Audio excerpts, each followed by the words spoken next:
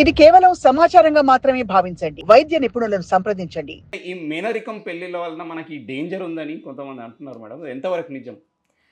మేనరికం పెళ్ళిళ్ళతోటి ఏమవుతుందంటే అండి, జీన్స్‌లో కొన్ని ఆటోసోమల్ రెసెసివ్ కండిషన్స్ అని ఉంటాయి. అవి ఎక్కడో ఒక స్ట్రీక్ వీళ్ళలోనూ ఉంటుంది, వాళ్ళలోనూ ఉంటుంది. ఎప్పుడైతే 2 యునైట్ అవుతాయో దాని ఇంపాక్ట్ ఈ పర్సన్‌లో చాలా ఎక్కువైపోతుంది. సో, అమ్మకి లేదు, నాన్నకి లేదు, ఎక్కడి నుంచి వచ్చింది అని ఆశ్చర్యపోతూ ఉంటారు. బట్ కాన్సెప్ట్ అట్లా ఉంటుందన్నమాట. 2 ఎప్పుడైతే కలుస్తాయో మోతాదు అనేది పెరుగుతుంది. ఆ జీన్ యొక్క ఇంపాక్ట్ వచ్చేస్తుంది. కేవలం పార్కిన్సన్స్ అనే కాదు, రకరకాల నరాల సమస్యలు కొన్ని వందల వేల రకాల నరాల సమస్యల్ని మేము తరచూ చూస్తూ ఉంటాం. ఈ జెనెటిక్ మేనరికం సంబంధంలో పెళ్లి చేసుకోవటం వల్ల వచ్చేవి. ఇండియాలో ఇది ఇంకా కూడా చాలా ఫాలో అవుతున్నారు. మనకు తెలిసిన సంబంధం చుట్టాల్లోనే ఇస్తే కనుక కుండ మార్పిడను, ఇదనో అదనో, ఇలా ఒక కంఫర్ట్ జోన్లో ఉండటం కోసం. బయటికి ఎక్స్పోజ్ అయితే మళ్ళీ ఎక్కడ కష్టాలు పాలవుతాం, మన ఆస్తులు పోతాయి, ఇలా రకరకాల కారణాల వలన. దీంతో అనవసరంగా ఒక లైఫ్ని మనం రిస్క్లో పెట్టినట్టు అవుతుంది. చాలా వరకు జెనెటిక్ డిసీజెస్కి ట్రీట్మెంట్ లేదు. పార్కిన్సన్స్లో 100 మందిని చూస్తే కనుక మహా అంటే ఒక్కళ్ళకో ఇద్దరికో మాత్రమే జెనెటిక్స్ పరంగా వస్తుంది.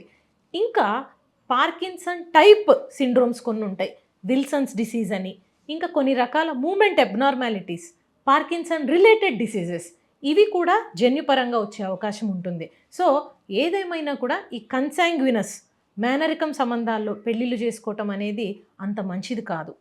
పార్కిన్సన్స్ అనేది రావడానికి జెనెటిక్గా కాకుండా అసలు ముఖ్య కారణాలు ఏంటి అని కనుక మనం చూస్తే ఏజ్ రిలేటెడ్, అంటే వయసు రీత్యా న్యూరో డీజనరేషన్.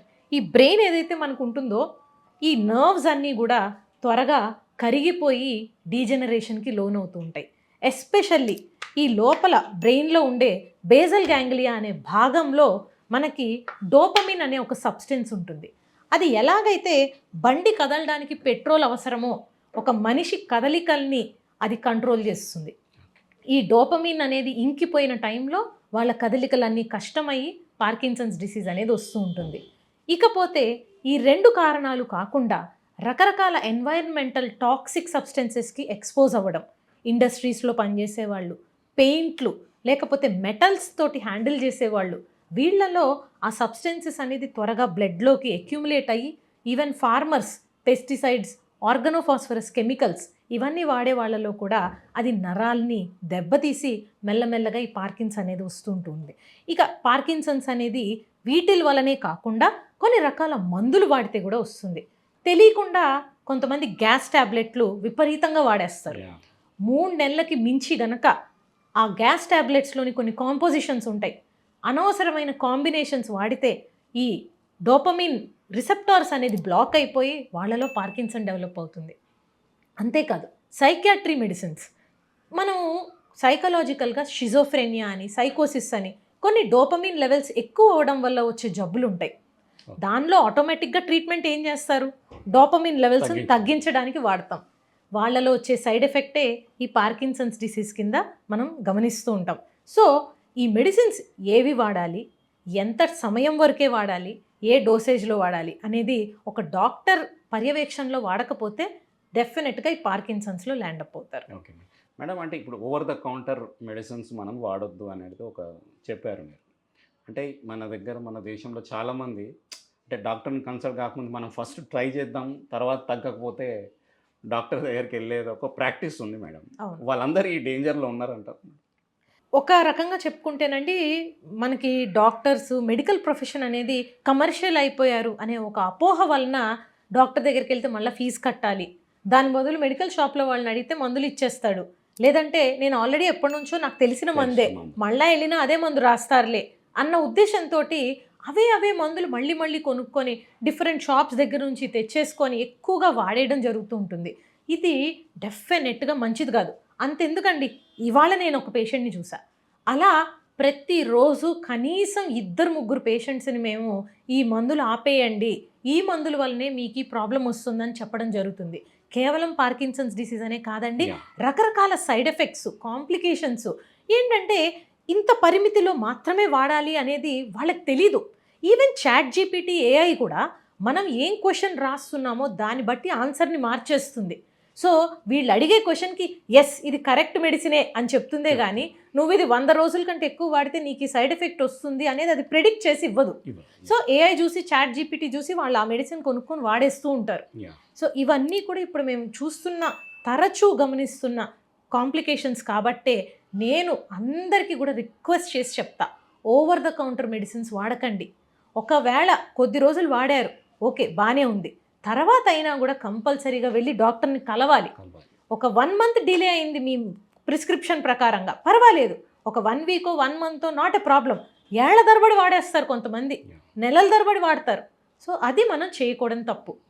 మేడం ఇప్పుడు పొల్యూషన్ ఎవరు తప్పించుకోలేని ఒక పరిస్థితి. ఇప్పుడు సిటీస్లో కానీ ఈవెన్ రూరల్ ఏరియాలో కూడా పెస్టిసైడ్ ఎక్స్పోజర్ కానీ అగ్రికల్చర్ ఫార్మ్ లేబర్స్ దీనికి ఎక్స్పోజ్ అయ్యే వాళ్ళది పరిస్థితి ఏంటి మేడం? ఇప్పుడు చూడండి, మనకి వీటిని ఆక్యుపేషనల్ హజార్డ్స్ అంటారు. అంటే డాక్టర్స్గా నర్సెస్గా మేము హాస్పిటల్లో వర్క్ చేస్తున్నప్పుడు ఒక పేషెంట్ది ఏదైనా పొరపాటున నీడిల్ మాకు గుచ్చుకుంటే నీడిల్ ప్రిక్ ఇంజురీస్ అంటాం.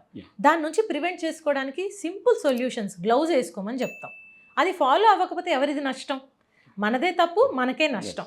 సేమ్ వే మనకి పెస్టిసైడ్స్ జల్లేటప్పుడు ఒక రకమైన ఎక్విప్మెంట్ వేసుకోవాలి. కోవిడ్ అప్పుడు మేము ఏదో ఆస్ట్రోనాట్స్ లాగా ఇంత పెద్ద పెద్ద ఇవి వేసుకున్నాము అని అంటే సూట్లు అవన్నీ సేమ్ అదే విధంగా మనము పురుగుల మందు జల్లేటప్పుడు కూడా అవన్నీ ఎక్విప్మెంట్ వేసుకోవాలి. దాన్ని ప్రొటెక్టివ్ గేర్ అంటాం. అలా పెద్ద పెద్ద గ్లౌజ్ వేసుకోవటం, ట్రాన్స్పరెంట్గా ఉండనివి చాలా థిక్గా రబ్బర్ గ్లౌజ్ లాగా ఉంటాయి, అవి మళ్ళీ తీసేసి వెంబడే వాష్ చేసుకోవడం. దాని ద్వారా మనం ఆ టాక్సిక్ సబ్స్టెన్సెస్ని పీల్చట్లేదు, మాస్కులు వేసుకొని కాపాడుకుంటున్నాం. హ్యాండ్స్ ద్వారా కానీ లెగ్స్ ద్వారా కానీ స్కిన్ ద్వారా కానీ అది అబ్జార్బ్ అవ్వట్లేదు, అప్పుడు బ్లడ్ సర్క్యులేషన్లోకి వెళ్ళదు. ఖచ్చితంగా మనం అప్పుడు పార్కిన్సన్సే కాదు, రకరకాల లివరు, కిడ్నీ, లేకపోతే లంగ్స్ ప్రాబ్లమ్స్, ఇంకా కొన్ని రకాల నరాల సమస్యలు, స్ట్రోక్, హార్ట్ అటాక్ లాంటివి కూడా చూస్తుంటాం. ఈ టాక్సిక్ సబ్స్టెన్సెస్ నుంచి ప్రివెంటివ్ గేర్ ఏదైతే ఉందో మనం ప్రొటెక్టివ్గా అవి వేసుకొని మనల్ని మనం కాపాడుకుంటూ వీటికి ఎక్స్పోజ్ అవుతే ప్రాబ్లం ఉండదు. అలా కాదు, నేను ఇండస్ట్రియల్గా నాకు ఇష్టం వచ్చినట్లు నేను వర్క్ చేస్తా, తర్వాత నాకు సైడ్ ఎఫెక్ట్ రాకూడదు అని అంటే అట్లా కుదరదు. అంటే పొల్యూషన్ ఎట్లా మేడం? ఇప్పుడు వెహికులర్ పొల్యూషన్ మనం అది తప్పించుకోలేని పరిస్థితి. ఇప్పుడు ఒక్క మనిషి పొల్యూషన్ని ఎన్కౌంటర్ చేయడం అనేది మనం తగ్గించడం అనేది పాసిబుల్ కాదు. చాలా మంది వచ్చి నా రూమ్లో అడుగుతూ ఉంటారు, మీరు ఎందుకు మేడం ఒక 20 ప్లాంట్స్ పెట్టారు రూమ్ నిండా అని. బయట మొత్తం ప్రపంచాన్ని నేను మార్చలేకపోవచ్చు, కానీ కొంత ఆక్సిజన్ మన ఇంట్లో, మన పరిసరాల్లో మనం ఎలా దాన్ని మార్చుకోగలుగుతాం. ప్రతి బర్త్డే కనో, ప్రతి ఈవెంట్ కనో, స్పెషల్ అకేషన్ కనో ఒక 10 plants 20 plants పక్క వాళ్ళందరికీ డొనేట్ చేయడం, రకరకాల ట్రీస్ ప్లాంట్స్ పెంచడానికి మన వంతు ప్రయత్నం మనం చేయడం. పొల్యూషన్ ఎక్కువ కానీకుండా ఉండడానికి వెహికల్స్ని కూడా ఎంత తక్కువ వాడితే అంత బెటర్ అని గవర్నమెంట్ అప్పుడప్పుడు మొత్తుకుని చెప్తూ ఉంటారు.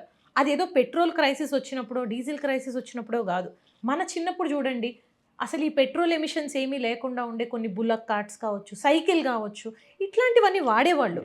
ఇప్పుడు టైం కన్స్ట్రెయింట్, అందరు ఉరుకులు పరుగులు, కాంపిటీషన్ వరల్డ్ అయిపోయి వాళ్ళు ఇంత కారు కొంటే నేను ఇంకో 3 కార్లు కొనాలి. సో మనం ఎక్కడికక్కడ పొల్యూషన్ పెంచే పనులే చేస్తున్నాం. అలాంటప్పుడు పొల్యూషన్ పెరిగింది నాకు ప్రాబ్లం అవుతుందని మాట్లాడే అర్హత కూడా మనకి లేదు. సో ఖచ్చితంగా పొల్యూషన్ని తగ్గించడానికి మన వంతు ప్రయత్నం మనం చేస్తూ ప్రతి ఒక్కళ్ళు కనుక అదే చేశారనుకోండి, ఈ పొల్యూషన్ వల్ల వచ్చే సైడ్ ఎఫెక్ట్స్, పార్కిన్సన్స్, అన్ని డిసీజెస్ నుంచి కూడా మనల్ని మనం ఫ్యూచర్ జనరేషన్స్ని కూడా కాపాడగలుగుతాం.